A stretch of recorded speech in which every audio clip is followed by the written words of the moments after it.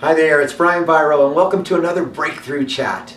Today we're going to talk about something that goes against the grain of the way we think about leadership. See, we've been conditioned to think that you go to a leader to get answers.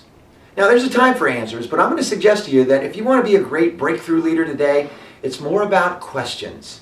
The quality of the questions you ask one another will determine the quality of your team. The quality of the questions you ask yourself will determine the quality of your life.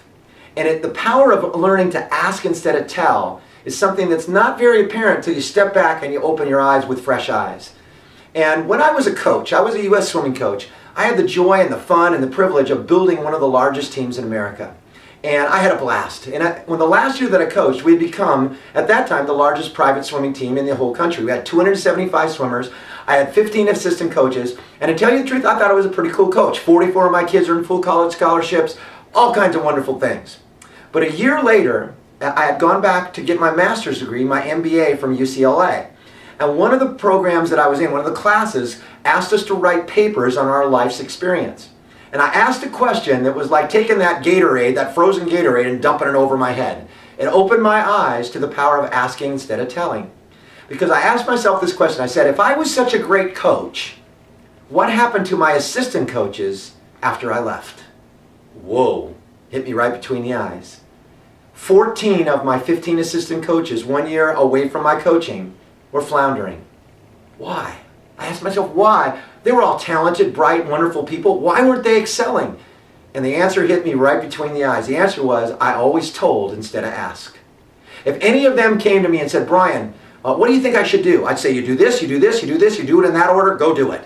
All except one. And the one coach that I did not tell, was the one coach who knew the least about swimming.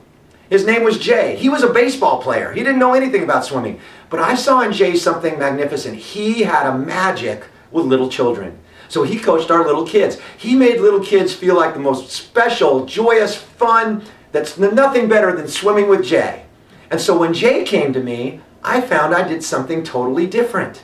Instead of telling, I asked. If Jay came to me and said, Brian, what do you think I should do? I'd always have the same question. I'd say, I don't know, Jay, what do you think you should do? And then he'd tell me, and I'd say, go do it. If he came to me with a problem, I would always come back and ask him, what do you think are the important things that we need to do with this? What do you think you should do? I never showed up when Jay coached. I gave him the ball. With the other ones, they couldn't even mess up. I'd cover for them. But with Jay, I had total faith and let him go. Several years ago, I had a phone conversation with my friend Jay. Jay had become one of the top mentor teachers in all of Los Angeles County. He became a principal administrator who had done incredible things with disabled children. He was a top man in his field.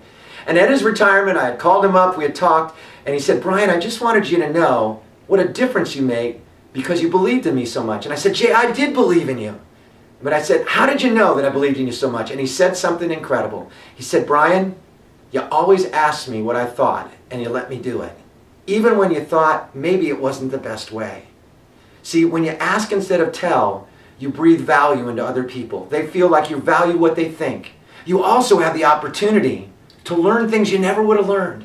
Because so many of the things that Jay did, according to the way he thought was the best way, were totally different than I would have done. And guess what? 95% of the time, they were better.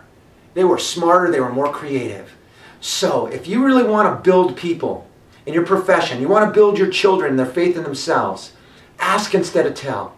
When they come to you for that answer, don't give them the easy way out. Say, what do you think? How do you think you should handle it? And you'll find that they have everything they need already inside of them when you become a breakthrough leader who is a master asker.